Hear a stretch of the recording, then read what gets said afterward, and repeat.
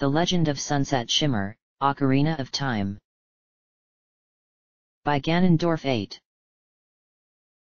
March 7, 2015. Chapter 49, Drumming of the Shadow Beast. Floor masters are incapable of splitting into 4 equally sized versions of themselves, right? I asked. As I mentioned to you before, back in the forest temple, when you defeat one, it splits into smaller hands, and are only capable of draining the energy from their attackers by latching onto their necks. What we're seeing here is plain impossible, replied Spike. Unless you take Sunset Demon into consideration, I began. What does she have to do with this? Asked Spike. I can detect a magical aura coming from these monsters, and it's equestrian in nature. While she may be a demonic creature, Sunset Demon is still a pony, just like I am, and the floor master was altered with equestrian magic. I have to hand it to her because of setting up one last challenge, but at the same time it's nothing short of an annoyance, I replied.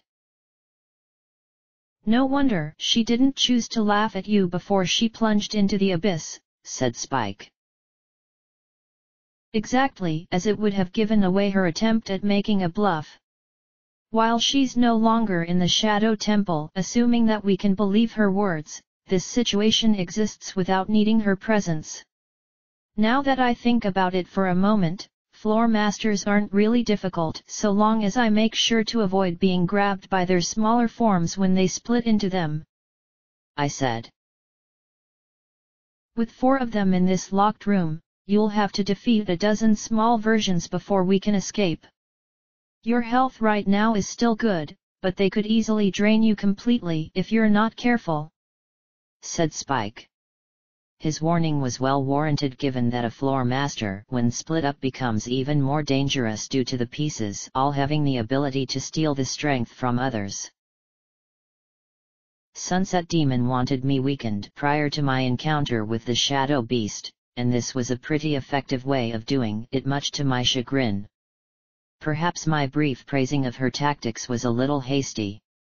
At that moment, the 4 undead hands all glowed green where they proceeded to charge at me. I barely dodged all of them where they crashed into the wall before turning around, and began to walk around at a slow pace. I just need to keep out of their line of sight, I said. If all 4 of them were to glow and charge at you again, I don't think you'll be able to avoid such a barrage again, said Spike. My fight with Sunset Demon and those 2 Stalfos did leave me feeling exhausted, I said. Because these monsters were invisible, I had to keep the lens of truth on at all times, which limited me to what I could use to fight them with. In fact, the only thing I can use is the Master Sword, and while I've gotten better with it, especially here in the temple, I wasn't completely confident that this was going to go well. Guess there's no choice but to go with the Divine Blade, so expect to see the usual. Drawing it from its scabbard, I approached one of the floor masters before being hit from behind by 2 others, which knocked me into the planks, almost breaking them in the process. The remaining one decided not to bother and instead walked off on its own, which struck me as an odd behavior. The 2 that attacked me began to do so again, but I jumped over them with a lackluster effort as I collided with the one I wanted to attack. This one glowed green and ran into me, although the knockback wasn't as bad as before. This isn't what I was hoping for, you know. Be thankful that the damage they're inflicting is minimal at best. Sunset Demon could have increased their overall strength, thus making this even more unbearable, but I suspect that she refrained from such an action as it would have meant you perishing, and her being denied her goal, said Spike. I'm just struggling to keep tabs on them due to their invisibility, I moaned. Perhaps there is a way where you can defeat the floor masters all at once, as this current method doesn't seem to be working. I'm sorry that my advice didn't help you, but if there was a consolation to be found, it would be that you've gotten experience with fighting invisible opponents," said Spike. "You don't need to apologize, Spike, as the magic of Sunset Demon is what made this more difficult, and for that your advice remains as useful as ever. Defeating all of them at the same time? Is it possible to use magic to defeat them?" I asked. "They don't have an immunity to magic, so the option is possible, yet you'll need to cast a spell which can target a wide area, as trying to attack them one at a time will take too long," replied Spike. Those were the words I hoped he would say, for I had an idea which was guaranteed to make quick work of this situation. Placing the lens onto my belt, thus turning off its magic, the floor masters all vanished, although I could still see the dirt they were kicking up, and that's when I took out the gem which contained the power of Din's fire. "This should do the trick," I said. "It will take 2 uses of the spell to split them into their smaller forms, and to destroy them after that. This is going to drain you of your magic power, but hopefully not enough where you can't use the lens to reveal the shadow," said Spike. "What other choice do I have?" I asked. "Then make sure that you're standing in the center of the room so that you can hit them all, as missing any will require you to cast again, thus wasting more magic," replied Spike. Performing the necessary poses, I cast Din's fire, which created a large flame explosion after slamming my fist into the ground.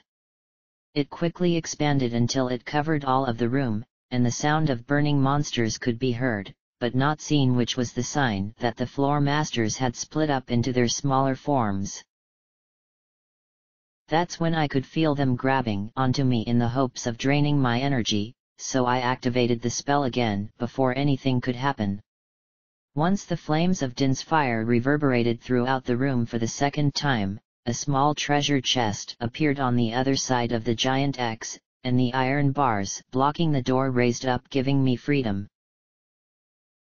"Hopefully that is going to be the last challenge the she-demon has," I moaned. "Assuming she has departed from the Shadow Temple, I accept there to be no further challenges, but do know that we still have a few rooms left to explore. You know, we should take a look at the dungeon map again, as we can use it to pinpoint the location of the remaining chest which contains the boss key. That way, we can eliminate one of the rooms completely, as it will be the one that isn't necessary for us to enter," said Spike. "I still plan on checking it out," I began. "Why would you even consider such an option?" asked Spike. "Applejack's final letter did say that this other room allows us to communicate with the spirits of the dead, and we could do with talking to Octavia and DJ Pawn 3 one more time to get some last-minute advice. So far, those 2 sisters have proven themselves, although if I may be honest, DJ Pawn 3 could try saying something. While I understand her need for wanting to use signs and expressions to explain her point, the idea of just speaking should be obvious," I replied. "Was this person like this back in the human world?" asked Spike. "Indeed, she was, which made her difficult to talk to simply because it would be a one-sided conversation. Don't get me wrong, DJ Pawn 3 has some amazing talent, and that has been reflected in the role she has been given here in Hyrule, but the fact that she doesn't talk does leave something to be desired. I can't force her to start talking, but maybe with some encouragement, the ideal results will begin to produce themselves. Before I open that treasure chest and leave this room, there is one question which has been on my mind for a very long time," I replied. "What is it?" asked Spike. "Those who served the royal family even before Ganondorf came along? Were they really that dedicated to the cause?" I asked. "All Hylians are born to obey the command of the king, and thus become servants of the royal family. This even applies to those who don't have a position within the castle or the royal court. It's been this way since the beginning when the Hylians first started to settle in this land, and while it does sound strange to you Sunset Shimmer, it feels natural to the people. Everyone contributes to the well-being of Hyrule in their own little way, and while it may not seem like much in the long run, every little bit helps to make the kingdom that much better. As for the other tribes, they have dedicated themselves to serving the royal family, but are allowed to self-govern their own territory, and continue their practices despite the unification," replied Spike. "The King of Evil of course spat on that notion," I sighed. "He had his reasons for what he did, and I'm sure that we'll know about them when we see him again," said Spike. "So everyone who was born as a Hylian are destined to serve the royal family, and that even includes me even though I'm from another world. It's a good thing the people have chosen to accept this as their reality, otherwise more than just Ganondorf would be causing problems. Still, would I have been chosen to become the hero of time had I entered this world as part of another tribe? Perhaps that doesn't even matter considering that destiny placed this burden on me. There was so much more for me to learn as I had so many questions, but lacked the answers to them. I know plenty about the various tribes with the exception of the Gerudo." "The Gerudo? I believe the answers I seek could be found in their home, but I would need to be certain about it." Spike noticed that I was deep in thought, and gave me a bop to the hand in order to snap me out of it. "I had just figured out something," I said. "What would that be?" asked Spike. "Ganondorf's actions. I suspect that the Gerudo may know something about them," I replied. "They would be privy to that kind of information, although he would have kept some things to himself to ensure that no one betrayed him. I suppose we'll be finding out sooner than expected given that the final temple is located beyond their fortress," said Spike. "It is?" I asked. "The last thing that Sheik said regarding the locations of the 5 sages was that one of them was inside a goddess of the sand, and the only desert that exists in the kingdom lies beyond the Gerudo's fortress. It's a place where few have ever reached because the fortress is difficult to get through in addition to a wasteland which some say can ensnare people trapping them for eternity. Right now, we need to focus on rescuing Impa and breaking the curse on the Shadow Temple. We can deal with the desert once we're finished here," replied Spike. Once again, he was right as Applejack comes first. I walked over to the chest and kicked it open, taking out the final small key of the temple, and with it now in my possession, I opened the door and entered the previous room. "So which way do we go next?" I asked. "I told you to take out the dungeon map so that we could look at it, but you ended up changing the subject," replied Spike. I knew that I was at fault for having gone and focused on other things, so after apologizing several times to Spike, I took out the map and scanned the lowest basement level again in the area we were currently in. "There is a treasure chest in the room opposite to where you're standing, so that means the room where we can talk to spirits is to the left. Even though we should go for the boss key, I want to speak to the Royal Composer Sisters," I said. Deciding that would be my course of action, I began to slowly walk over to the door on my left, making sure not to attract the attention of the floor master. When I reached the door, I opened it and entered a room which was similar to the one where Sunset Demon almost killed me with an acid bath. Instead of there being one giant pot, there are now 3 of them spinning around on some kind of platform. "You can destroy them if you want to," said Spike. "After what almost happened previously, I'd rather spend as little time as possible in here. You can sense the spirits around here, right?" I asked. There is a strong spiritual power coming from the highest ledge, so you'll need to make your way up there in order to talk with the royal composer sisters. I'm also sensing a dark power coming from elsewhere in the temple, but what it is I don't know," replied Spike. I didn't like the sound of that, which meant I had to make this fast if we're to avoid whatever it is he's sensing. Climbing up the ledges this time around was a breeze, as there were no flame walls getting in my way, and the giant pots weren't filling up with acid. Upon reaching the top ledge, I took out the Ocarina of Time from my pouch, and played the Sun's Song, which summoned Octavia and DJ Pon 3. Something was different about them this time, as their expressions were one of fear, as though something had gone and scared them. What could be so frightening that it could scare ghosts? "Are we glad to see that you have made it here," said Octavia.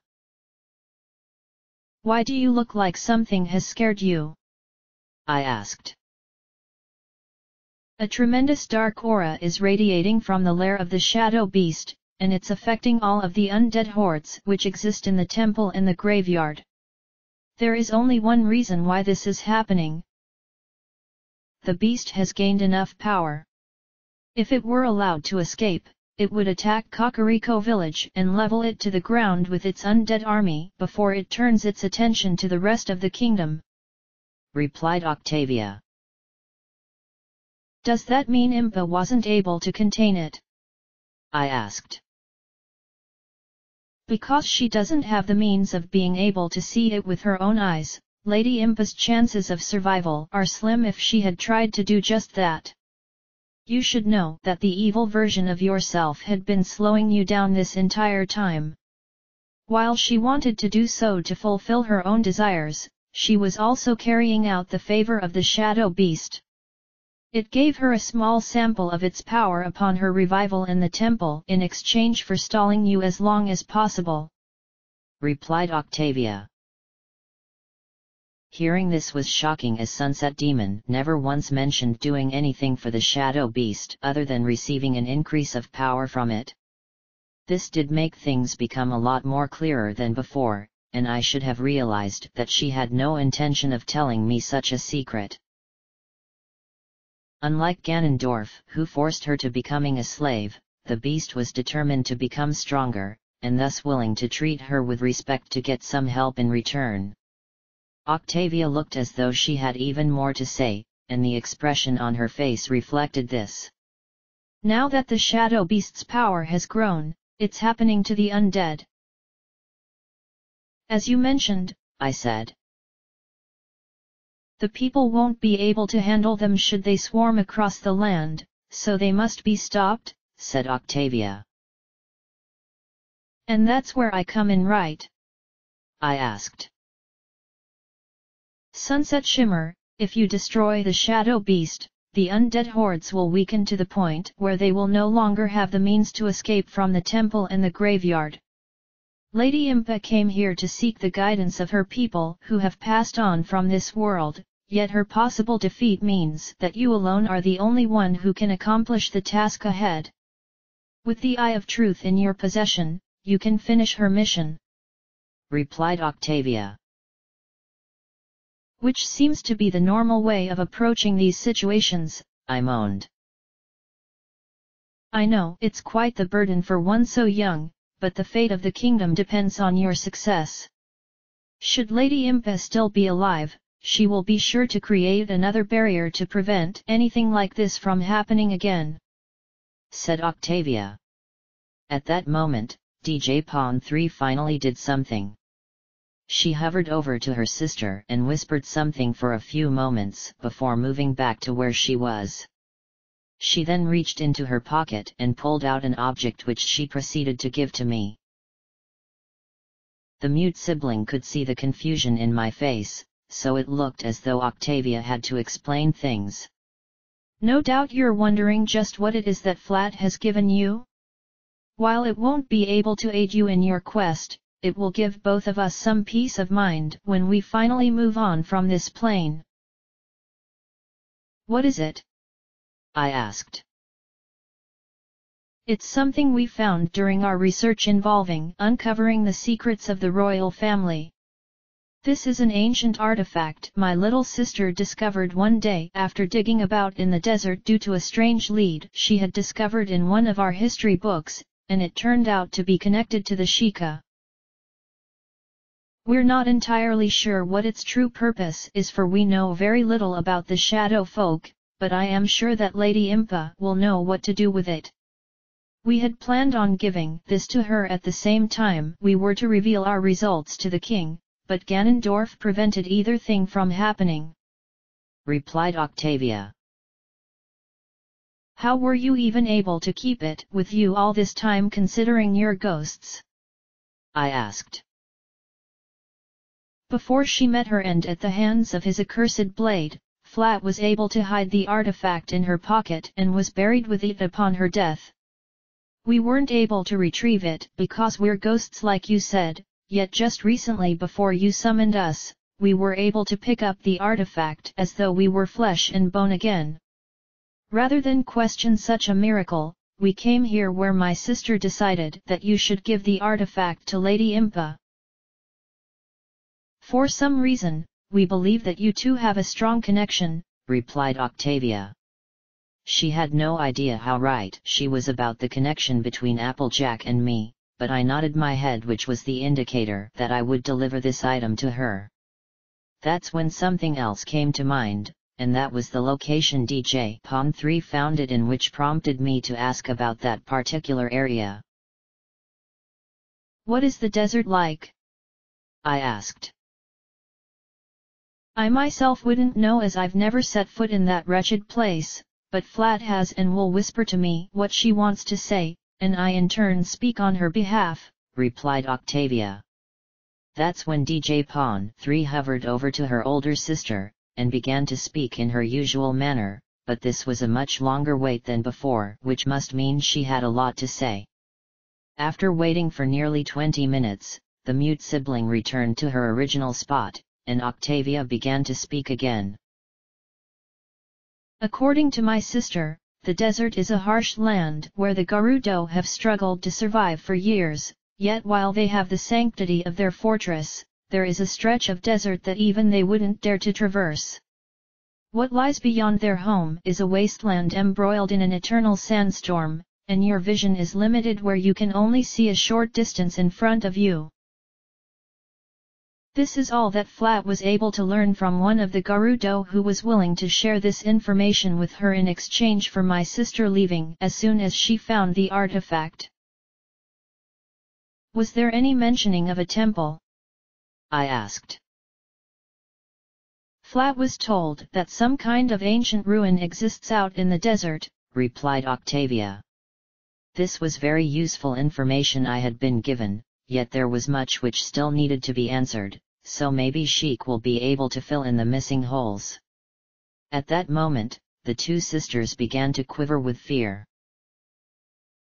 "The light is fading from this room, and that means we will no longer be able to aid you once we have disappeared. Once the Shadow Beast has been defeated, our spirits will finally be allowed to return to the heavens where we can rest in peace. This is where we say our final goodbye to you, Sunset Shimmer, and thank you for everything." Octavia and DJ Pawn 3 then floated up towards the ceiling before floating through and disappearing, leaving Spike and me to ponder over our next move. "It looks like we gathered a lot of information, so you can say that it was worth the time to speak to them," I said. "I noticed that you wanted to learn more about the desert," said Spike. "After hearing what you and Octavia said, I was compelled to inquire further in the hopes of getting to learn more, given it's the only area we've yet to explore. Of course, I didn't get everything that I wanted to know, so I'm hoping that Sheik or someone else can provide me with some additional answers," I said. "At the same time, we were told that the Shadow Beast has gotten so much stronger thanks in part to Sunset Demon slowing us down," said Spike. "I didn't think she would resort to such a tactic, but then she did manage to get what she wanted out of me regardless. Still, it's annoying to know that once again I was manipulated by her, just like in the water temple where she did a similar tactic that resulted in my transformation," I said. "She is a dark reflection of yourself, you know," said Spike. "So in that sense I was the one slowing myself down, and giving the beast all the time it needed," I sighed. "Then we need to get the boss key before it has a chance to escape," said Spike. Once again, I was experiencing a race against time, although this time I had no idea how long I had before the situation goes beyond my ability to prevent. Jumping back down the ledges, and opening the door brought me back into the central room of this area again. By taking the lens of truth from my belt and holding it up to my eye, I could see which way I had to go, but the floor master was now on the same path. As soon as it detected my presence, it glowed green and proceeded to charge at me, where I dodged it by jumping to the right. This proved rather fruitless, for the moment I landed on my feet, it had turned around and began to attack again. I had no time to deal with it, so the only option available was running as fast as I could to the door. The undead hand chased me for a few moments before I reached the door and opened it, where I entered a small room which featured wooden fences with sharp spikes on the front. "Now this is an unusual decoration if I ever saw one," I said. "There's a re-dead to your right, and it's blocking the treasure chest which contains the boss key," said Spike. "All we need to do is get rid of these wooden fences before we can take care of the undead monster," I said. "Fire should do the trick," said Spike. "But, is it just me, or are these fences slowly moving towards me from either side?" I asked. My question would be quickly answered when it became apparent that they were getting closer to me. If this keeps up, I'm going to be sandwiched between the two fences, and eventually poked to death with those sharp spikes. "You know, Sunset Demon did mention that I needed to use fire from this world in order to get the boss key." "Then she must have been referring to Din's fire," said Spike. "I suppose she deserves some thanks for hinting at what I need to do here, but I'm not going to let her know it, of course, because I'm not about to start trusting anything that comes out of her mouth," I said. Quickly taking out Din's fire, I performed the poses and cast the magic spell, creating the burst of flame. It expanded at a rapid pace before engulfing the entire room, and burned away the wooden fences. The re-dead, on the other hand, was unfazed by my fiery magic, and continued to squat down as before, as though nothing had happened to it. It was annoying that it was immune to magic, but at least only the one was in this room, and that it wasn't a Gibdo. "I'm sure you can easily handle this," said Spike. "Unless something unexpected happens," I said. "You don't want to go and jinx yourself now, because doing so will lead into nothing but bad luck," said Spike. It was actually too late for that, as the moment I drew out the Master's sword, I accidentally dropped it on the ground, although I did pick it up rather quickly. Anyway, when I got closer to the re-dead, it got up onto its feet, and began to walk towards me with its slow pace. I wasn't going to let it paralyze me on the spot, so I ran around to the other side of it, where I slashed it in the back with one swing. The undead monster was defeated and collapsed to the ground, and I felt both relieved and excited that I once again managed to defeat a creature despite the slight hiccup. "Now we can finally open that locked door," I said. "First you should get the boss key," said Spike. "That would be a good idea," I said as I walked over to the treasure chest, and opened it up. "To think that we would once again be receiving this in the second-to-last room we had to explore the lair of the strongest monster in a temple. Makes me wonder if the last temple is going to repeat the process." Putting the boss key away carefully so as to not drop and break it, I walked over to the other side of the room as there was another treasure chest which either the map neglected to tell me, or I couldn't see it when I was looking earlier. Kicking open this chest revealed a blue rupee which wasn't all that exciting, but it didn't bother me due to picking up the one other key that I needed. Heading back into the previous room, I went to the left and now the floor master was on the opposite end, which prompted me to make a comment about it. Every time we've had to come here from each direction, that thing keeps on changing position. Why does it do that? It's another one of the great mysteries of this world which has no answer, replied Spike. I can give a good enough reason, and it's sheer annoyance, I moaned. At times it can cause a problem as the monster shows up at a random location, said Spike. Ignoring it and going back into the massive chamber, I noticed that something was different, and it had to do with the charred sections near where the vessel sank. No doubt that this was Sunset Demon's doing, I said. Which means she has now left the temple, said Spike. I was hoping that the plunge into the abyss would have been enough to finish her off for good, but this just reminds me that I'll have to face her once again in the near future, much to my displeasure. Do you suppose that she took the power given by the Shadow Beast with her when she left? I asked. What we're seeing through these charred sections does indicate that is the case, replied Spike. At least now she no longer has the darkness to back her up, which could end up being her downfall, or she might be aware of that and has prepared the means of ensuring her victory. I can't allow such a thing to happen because it would mean the destruction of Equestria and many other worlds.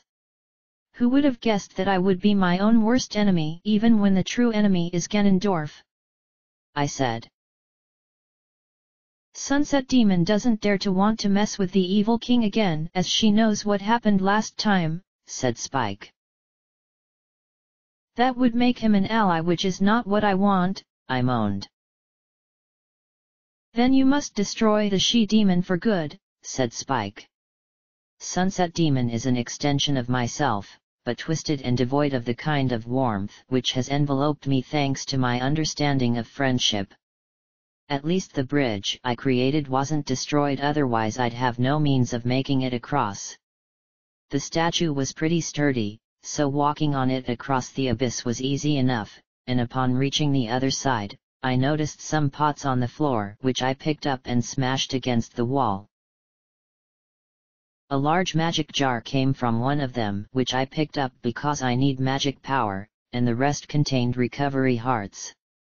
These will give me some much needed health, so now I can definitely save my remaining red potion for what lies ahead.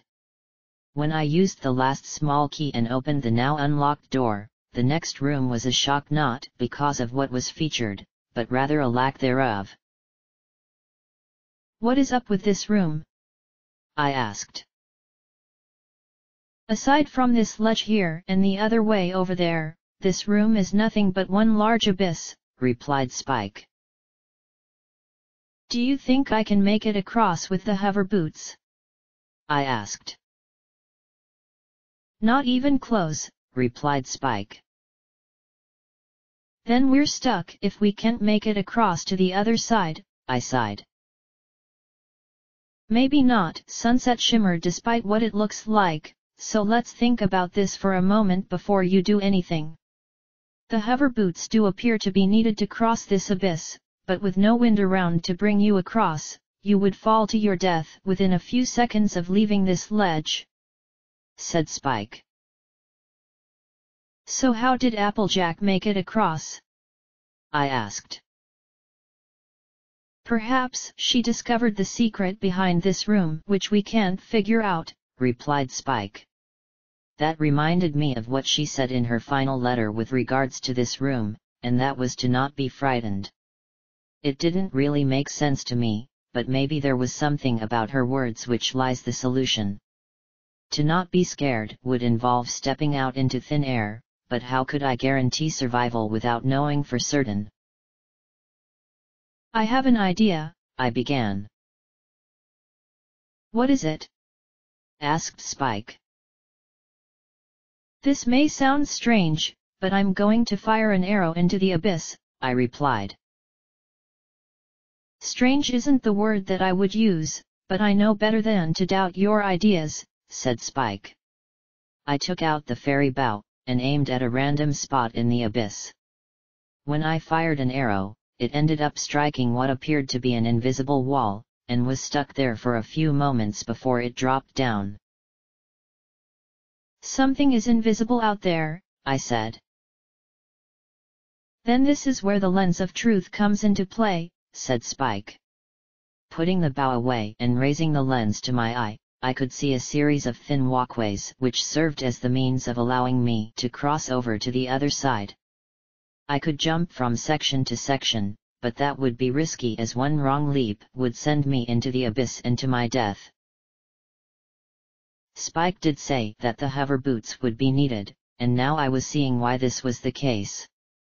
Switching over to the boots, I began to slip about, although I didn't fall over this time, which was a relief. Once I was certain that I wasn't going to lose any sense of momentum, I began to make my way across by hovering. This was without a doubt really stressful, as the thought of plunging into the abyss was far too great, but I managed to remain calm as I finished the crossing and reached the door itself. Behind the giant padlock was the image of a skull, which gave off a sense of dread, but it was the aura coming from beyond the door that truly gave off dread in my heart. Right now, I wish someone else was here doing this, but we've made it to this point by overcoming immense odds. That red potion is going to end up being used in this encounter, as I'm expecting myself to take a lot of damage in the process, I said. Before you open the door, didn't you say that you were going to create a warp point in here using Farore's wind? Asked Spike. You know, I almost completely forgot about doing that, so I'm glad that you reminded me, I replied. Taking out the gem which contained the magic of warping, I performed the necessary poses before creating a warp point which appeared on the other side of the room. I then grabbed my wallet and opened it up to see how many rupees I had, and it turns out that I didn't have that much. I guess collecting all of those silver rupees, and finding the ones in the treasure chests, didn't give me as many as expected. By my calculation, combined with knowing the prices of the potions, I can only afford either 2 red potions, or a red one and a green one. What do you suppose would be the best course of action? Do you intend on going back outside? Asked Spike. I'm really tempted because of wanting the means to survive, but then what if leaving to grab some potions will allow the shadow beast to escape from the temple? Right now, it's reached its full power, so by choosing to go back and get what I need, I could very well be dooming the entire kingdom, I replied. Then it comes down to whether you want to focus on yourself, or the people of Hyrule, said Spike. Not a difficult choice to make, because I would choose the people, I said. Only a true hero would go with that decision, and you have proven yourself to be just that, Sunset Shimmer. At least you still have the 1 red potion on you, so it's not like you're going in without the means to survive, said Spike.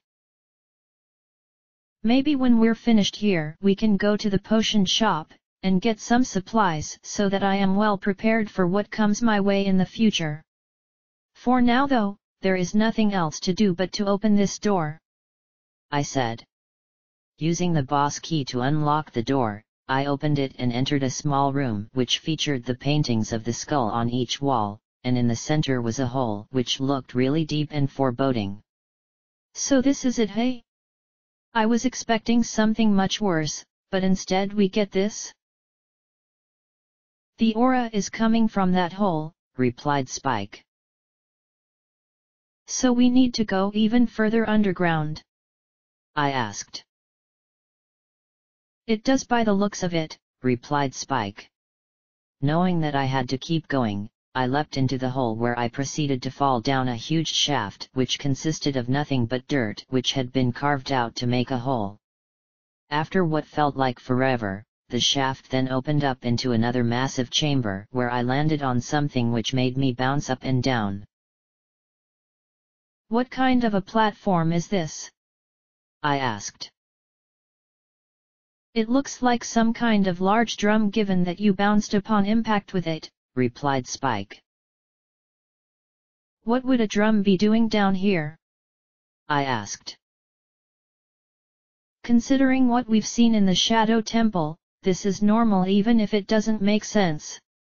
For someone who desires to play it, they would need to be huge and have large enough hands to make music.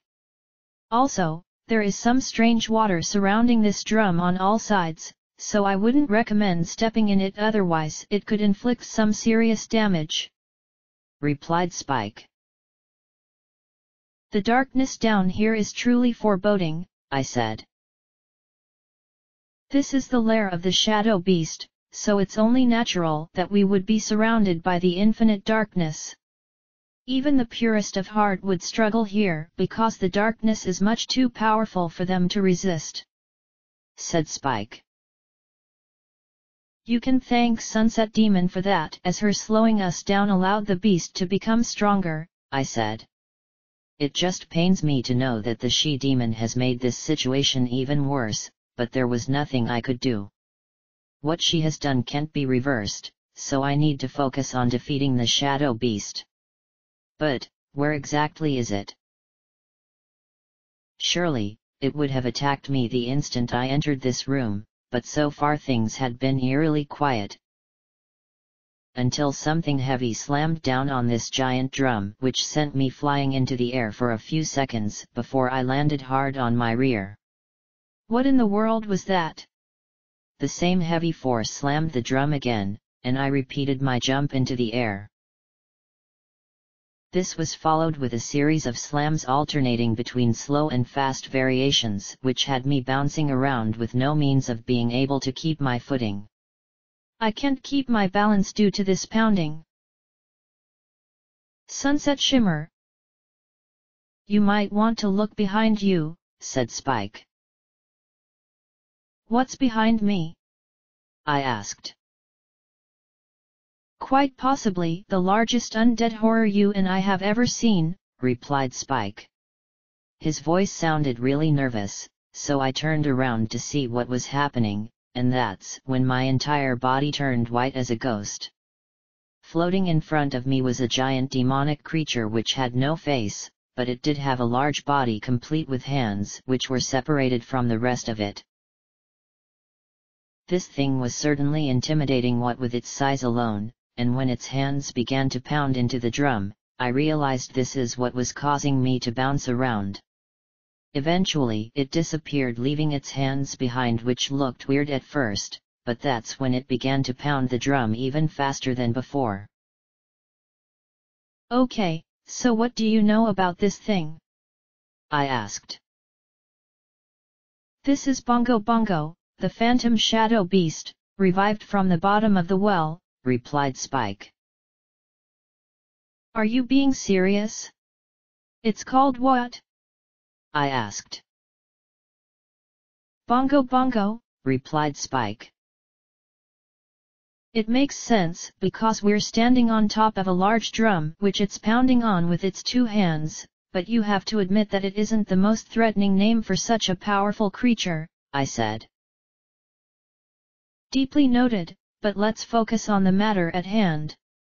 Bongo Bongo is going to be invisible aside from its hands, so you should hit those to stun them for a few moments, but do know that they have many attacks which are going to inflict a lot of damage. I have no idea how many it has, but it will switch between them at random, which is going to make things difficult. The way this creature behaves is that it will slam its fists into the ground for a few seconds before attacking, and then after that it repeats the process. You'll need to use the hover boots in order to keep your balance, which is what you were complaining about a few seconds ago, and the lens of truth is going to be needed to look at it, said Spike. What will happen if I stun both of its hands? I asked. When one is paralyzed, it will attack with its remaining hand until you either stun it as well, or the previous one returns to normal where it will proceed with its attack pattern. Once both hands have been hit, I'm assuming that it will react to your attacks, and do something else in retaliation. This may reveal what its weak point is, so go after the hands to see what happens next.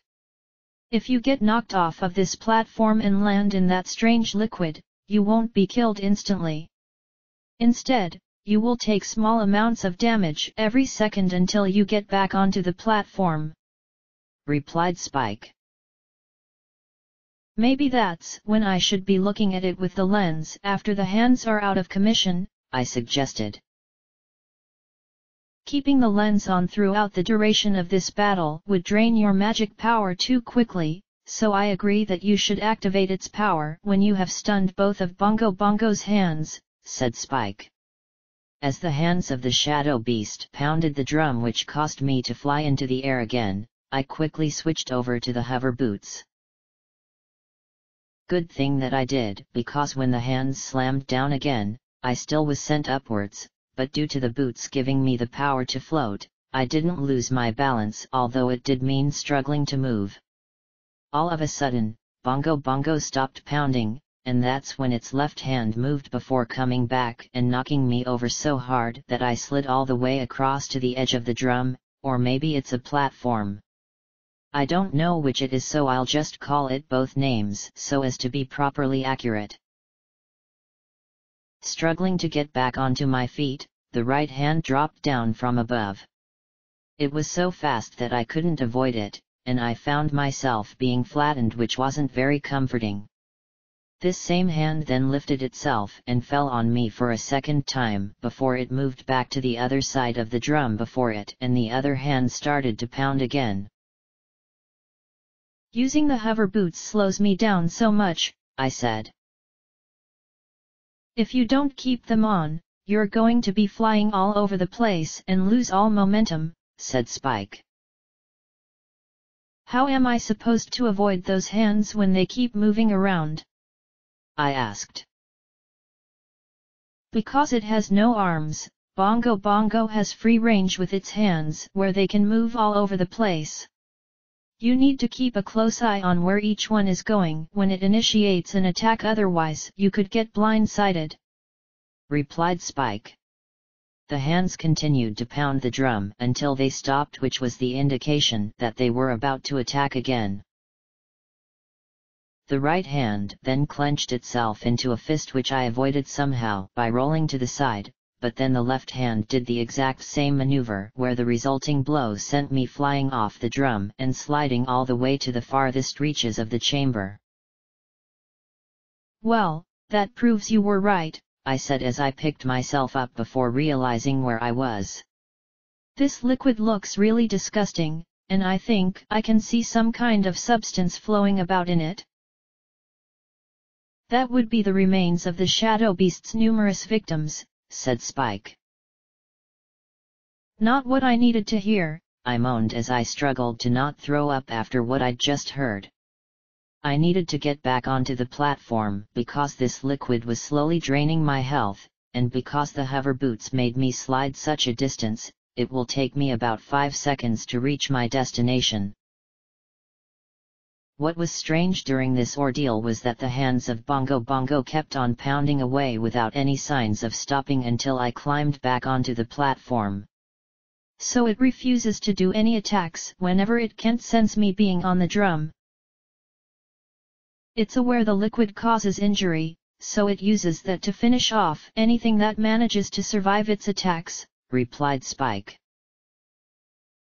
"What I need to do is attack those hands because I'm getting fed up with being flattened, punched, and who knows what else it has got for attacks. I'm guessing that ranged attacks will be effective because I noticed that whenever I try to get near to the hands due to bouncing up and down, they move around to the other side. Do you suppose this would be a good time to use water magic?" I asked. "I suspect the shadow beast is immune to the liquid, so another option is needed, replied Spike. And I think I know what that will be, I said. Moving closer, I unleashed my fire magic, hoping to burn both hands at the same time. To my dismay, my magic merely fizzled upon contact, and then I had to avoid the left hand trying to flatten me from above with the right one trying to grab me, which it failed to do. I had hoped that my magic would be useful here, but it looks like Bongo Bongo has an immunity to it, which really does limit my options.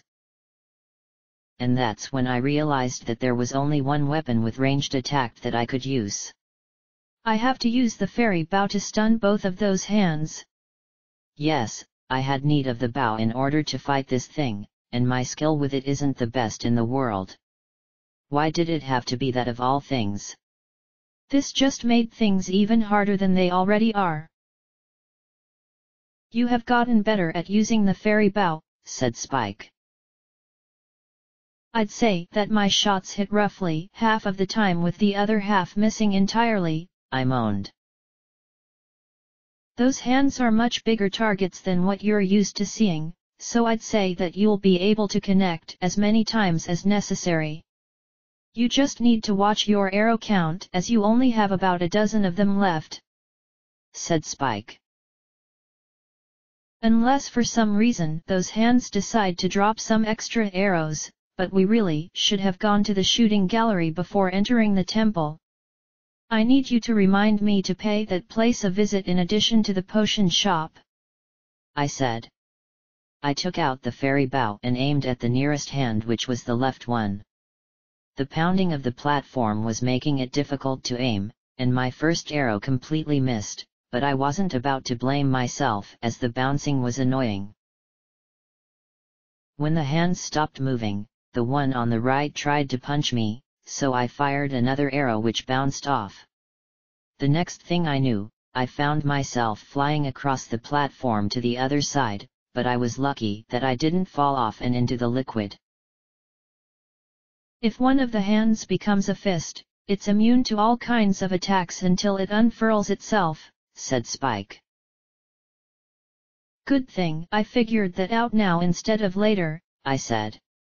The left hand then tried to flatten me, but I fired an arrow up at it which turned it blue to indicate that it was stunned, so now I had to deal with the other hand.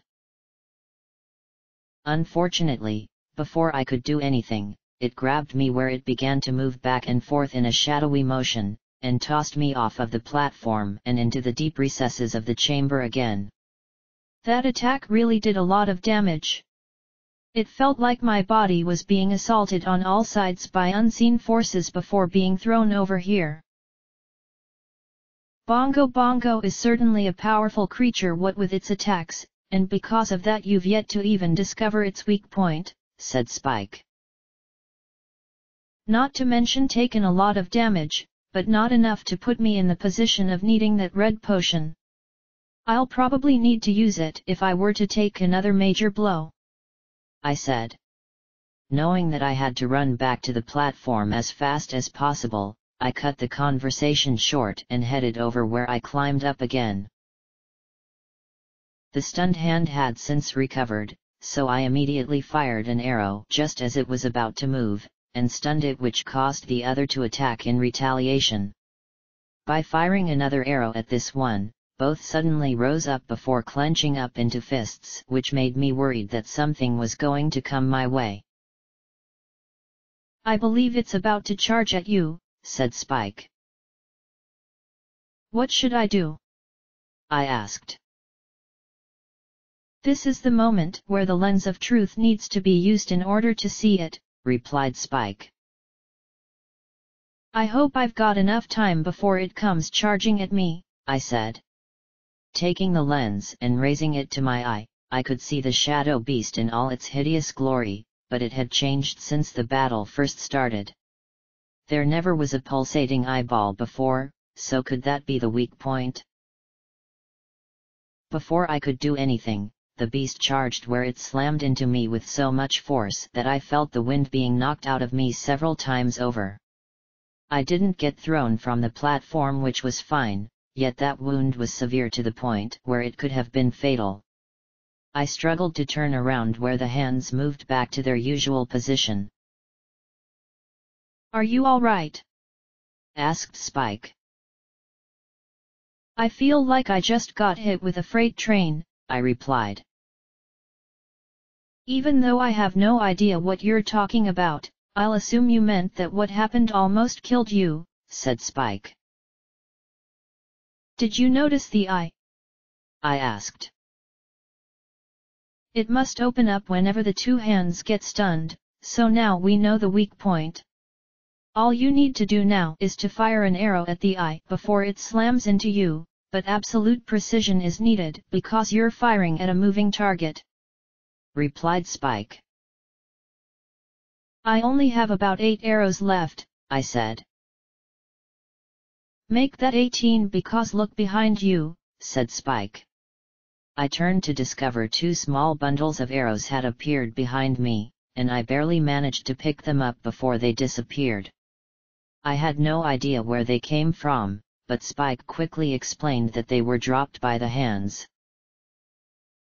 "Your joke about them dropping arrows for you turned out to be true, which is really ironic, but it does mean you won't be running out so long as they continue to drop. By the way, I suggest to use that red potion as one more hit is going to kill you." "Yeah, I've held out as long as I could," I said. "This would be a good time to transform, you know," suggested Spike. "I'd rather not do that, and besides I doubt that Bongo Bongo is going to give me enough time to attempt it," I said. That name was still rather silly in my opinion, yet I took out the red potion anyway and consumed it, where I felt relieved knowing my strength had come back to me. The hands pounded just like before, and when they stopped, the right hand flattened me because of being too slow to react, but I was able to stun the left one with an arrow. As the right attempted to grab me, I stunned it by firing another arrow, which is when I used the lens of truth to see the shadow beast with its eye open. Aiming for the weak point while it was charging was a little tricky, but I managed to connect, causing Bongo Bongo to finally stop moving, and crash to the ground. "Now you need to hit the eye," said Spike. "Will my magic work now that the weak point has been exposed?" I asked. "It should, although I don't know for sure, but you need to turn off the lens first. Before you say anything in response, know that the shadow beast will remain visible as long as it's stunned, yet it won't last long, so attack it with everything you have," replied Spike. When I placed the lens back on my belt, I could see the huge monster looking weakened because of the pain it must be experiencing from my hitting the eye with a single arrow. Using my fire magic and hoping for it to work, I fired a rapid stream which ended up actually doing something, so I kept it up until the shadow was able to recover and move back to its position. "My magic does work, so I won't be using the Master Sword for this," I said. "Do know that it will take longer as your magic doesn't have the power to fight against evil," said Spike. "That's the only drawback, so maybe I should use the Divine Blade towards the end when I'm on the verge of victory. I guess Bongo Bongo is a lot more predictable once you've figured out its attack pattern, despite how random the attacks can be," I said. "By repeating the process you used to attack its weak point, it shouldn't take too long to bring the shadow beast down. Just keep your health as high as possible and you will be victorious," said Spike. As the hands resumed their pounding, I could attack them right now in order to speed up the process, but I'm not that confident in my skills with the bow, so I waited for them to stop. When that happened, the left hand tried to punch me, so I jumped to the side, although this cost me to get grabbed by the right hand, which assaulted me with shadows as it moved back and forth before tossing me to the edge of the platform. "I really need to be faster to avoid that grabbing motion," I moaned. The hands then pounded the drum again, and upon stopping the left hand punched me in the chest, making me fall off the platform after sliding along thanks to the hover boots, but at least I didn't slide too far, so getting back onto the platform was easy enough. The right hand tried to flatten me again, so I fired an arrow stunning it, and when the left one began moving towards me, I stunned it as well before using the lens of truth to see the eye open up. As the shadow beast charged at me, I fired many arrows where the first few missed, yet the last one connected, bringing it down again. Upon it crashing, I used my fire magic in another barrage against the eye, inflicting so much damage against it, but it still wasn't enough to defeat it. Use the Master Sword in the next exchange, suggested Spike. I think I will, because this has gone on long enough as it is, I said. The hands pounded once more as I bounced up and down without losing my footing, but when they stopped moving and proceeded to attack, the right one grabbed me and started to crush me within its palm. It must have been an desperation attack because it hasn't used it before until now, but I was fortunate that it didn't hold me for very long. Still, it damaged me a great deal, which made glad that I drank the red potion earlier. The left hand tried to use the same tactic, yet this time I was prepared, so I stunned it with an arrow before repeating the same thing to the other one when it attacked. When the lens revealed Bongo Bongo with its eye open, it charged at me once more, where I responded with many arrows which eventually brought it down. Upon switching to the Master Sword and slashing at the eye, the shadow beast reacted in a different manner than before. It reared backwards in pain before it started to pound on the drum in a rapid fashion. This is different from what we've seen, said Spike. It could be another desperation maneuver like when it was crushing me, I suggested. Or something else which may give us problems, said Spike. As its pounding continued, it lowered its body down so much that it looked like it was drooping along, and then the hands slowed down before finally stopping where it just floated there. I had no idea what was about to happen, so I prepared my sword just in case, but suddenly its entire body started to turn black. Could this be a stronger form? Or, perhaps it was about to regain all of its strength? My answer came in the form of it dropping to the ground, where it began sinking and literally burning away to nothing. It didn't take long for this to happen, and when it was finished, all that remained was a giant heart container as well as that strange portal which will take me to the Chamber of the Sages. I guess that's it then? I asked. Indeed, and once again you overcame such a powerful force, replied Spike. That took such a long time to figure out where the weak point was, I said. Maybe so, but the shadow beast has been defeated, which means the undead monsters will weaken, and no longer have the power to threaten the kingdom. The temple should also return to whatever can be considered normal, so all that remains is collecting the heart container, which will restore your strength. Once you've done that, we can enter the portal which will take back to the Chamber of Sages, where Impa is waiting for us. Remember that Sheik told us that she was one of the 6 sages, so for once we're not guessing the identity, said Spike. Grabbing the giant heart filled me with that familiar warm feeling which I hadn't felt for quite some time, and when my strength had been restored, I stepped into the portal where I was surrounded by a prism before warping to the chamber. Upon landing in the center of the platform, the purple-colored groove is what I was now facing, and rising up from it was Applejack, who still looks the same as always. The girl with the noble Zelda's ocarina. As I expected, you have come. I am Impa, one of the Sheikah. I am Princess Zelda's caretaker, and I am also the sage who was chosen to guard the Shadow Temple. Yet I am surprised that you have not aged in 7 years. How is it possible that you still look as you did back then? Asked Applejack. You can thank my equestrian magic for that, I replied.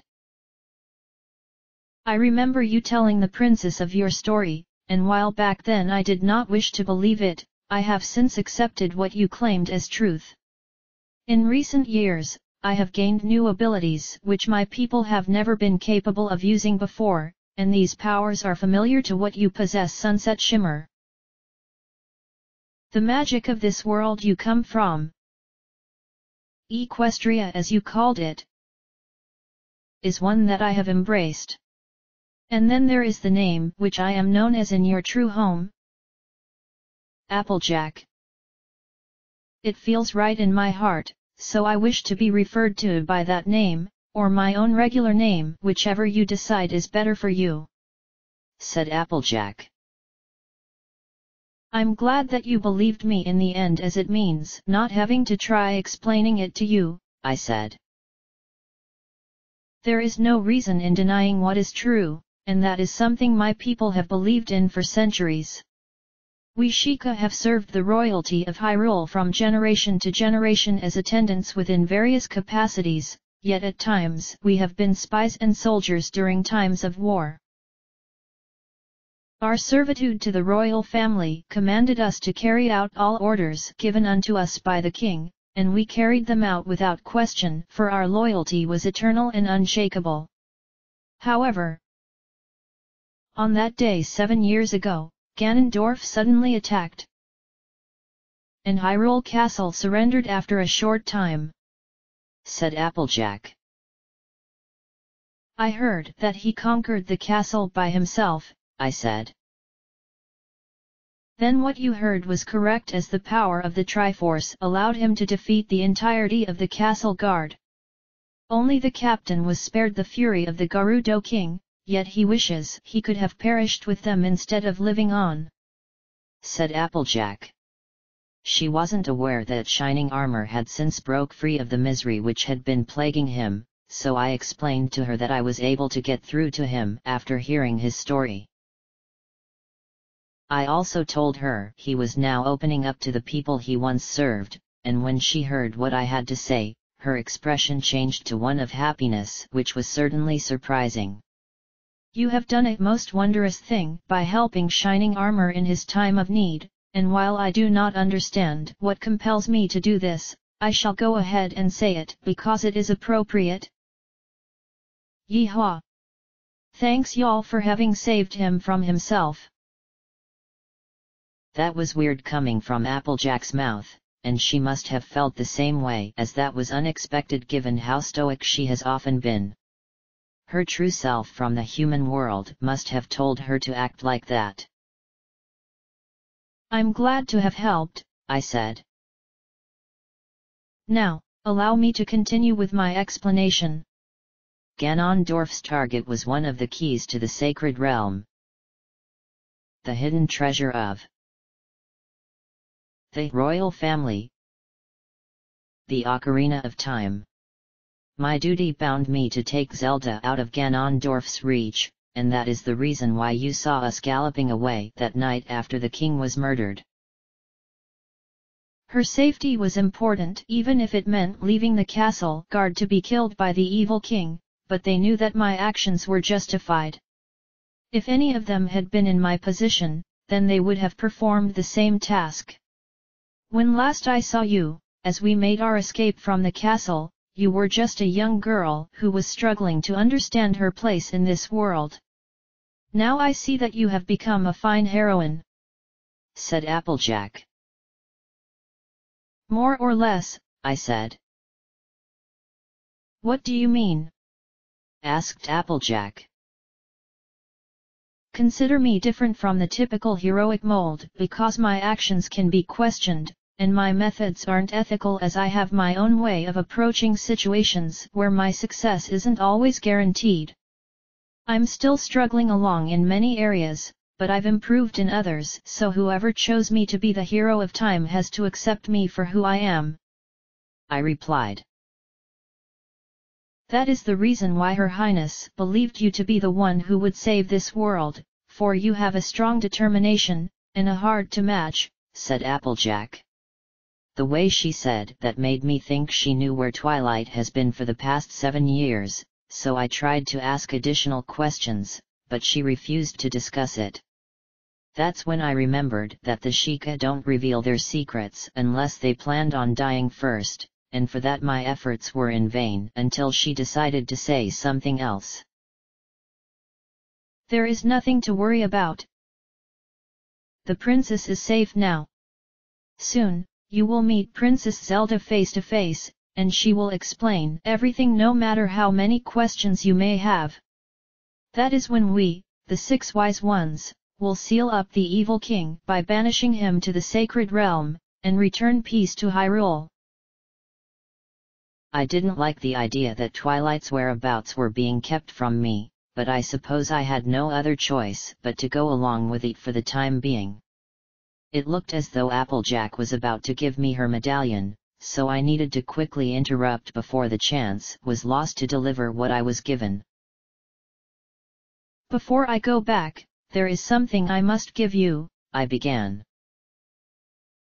What is it? Asked Applejack. This artifact of your people was given to me by Flat of the Royal Composer Sisters who wished for you to have it years ago, but she was killed by Ganondorf before it could be delivered, and was buried with her. So, their ghosts passed it on to me in order to give it to you, and so this is what you've waited a long time to receive. I replied. I slowly walked forward where I reached into my pocket and handed over the small artifact to Applejack before walking back to the center of the platform. The expression in her face looked like she was about to cry or something when she took a few moments to look at what she had been given. What the sisters discovered was an artifact which belonged to my ancient ancestor who coincidentally was also named Impa, and she served the earliest known ancestor of the princess long before the world as we know it came to be. This had been lost for centuries, and now it has been returned to the Sheikah. While I would like to return to Hyrule, and perhaps learn more about my ancestry, I cannot do so for destiny has chosen my path. I have to stay here. You go to Princess Zelda's side and protect her on my behalf. Now I put my power, which should be helpful to you, into this medallion," said Applejack. She then raised her arms to the sky, and a purple medallion came down before it stopped slightly above my head before I claimed it for my own. This now made 5 altogether in my collection and 5 sages, so now there was 1 more to find in each category, which meant that my journey was nearing its end. As I began to return to the kingdom as was the usual once I had finished my business here, Applejack gave me 1 final message that I took to heart because I had to fulfill her final request. "Please look out for the princess." Speaking of requests, there was another one taking place far away in the one area I have yet to visit, and it was more of a command rather than a favor. "What are you doing here?" "The Chosen One has now awakened 5 of the 6 sages, and now seeks to awaken the last one. That means she is going to be paying the fortress a visit within the next day or 2, and you must be prepared to give her an adequate welcome worthy of your station. This girl has proven to be rather troublesome, who has slowly restored this world back to the way it used to before the great Ganondorf claimed it as his own, and so he has commanded you to do what must be done to ensure she does not succeed. Surely you and your sister are more than capable of dealing with her, Lady Coom. Our king has decreed that you must be the one to end her life, Spitfire, and you have no other choice but to carry out his will. It was by his good graces that you became the second in command of the Gerudo 7 years ago, so you must live up to the expectation given unto you, or else you shall be declared a traitor to the tribe. I'm certain you remember what happens to those who betray the great Ganondorf, don't you?" asked Trixie. "I won't falter in my duty, for I'm his most loyal follower, and yet why would he have this girl killed in such a manner? Wouldn't he prefer to perform the deed with his own hands, considering what happened between them?" asked Spitfire. "You have given a command, and you shall carry it out without question," replied Trixie. Such an order is one I will carry out, but I do have to question the logical reasoning behind it. This Sunset Shimmer, as she is apparently called, has done no wrong to the rest of the Gerudo, so in that sense we don't have any reason to kill her. Instead, she should just be imprisoned within the fortress for a time before being delivered to the castle where the great Ganondorf can deal with her in any way he wishes. I have taken the liberty of informing everyone that we are to be expecting a visitor soon because it's possible she will attempt to rescue those men who wish to join our ranks, and they agree with me in that our king should be the one to punish her for what she has been doing since she returned to Hyrule, said Spitfire. Perhaps you weren't as loyal as you claim to be, began Trixie. Hey! My loyalty is unquestionable, said Spitfire. And yet you have spoken out against the command of your king. The great Ganondorf had so much faith in you, Spitfire, and now you are spitting on that with these actions of yours. Is it possible that the exile of Nabooru long ago has made you change your mind? Have you some compassion towards this infuriating girl? If so, which I suspect is the case, then it means you can no longer be trusted with this delicate operation. Without the proper incentive, of course, said Trixie. No. I will perform the deed as he commands despite my thinking, said Spitfire. That's the problem, dear child. You are acting in a way which goes against the law of the Gerudo, and for that you should be punished by immediate execution.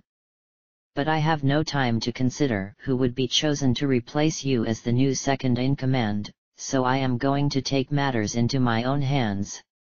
This thinking of yours has been worrisome, and for that it needs to be removed. You will carry out his wishes, but not with the mind you currently have, as it's flawed with these thoughts. Just relax for a moment, and allow my magic to show you what needs to be done, said Trixie. You don't need to rely on such a method, said Spitfire. Oh, but I must, for you are far too risky to be allowed to continue thinking the way you do, so your mind will be adjusted accordingly, which will ensure the girl's life will end before she can reach the desert. As for the power she possesses, it can be salvaged from her lifeless corpse, so she doesn't need to be living in order for the great Ganondorf to acquire what he needs. Now, Spitfire, this is where you will be fixed to ensure that you do not falter in your task, said Trixie. To be continued. Chapter 50, Quest of the Big Goron.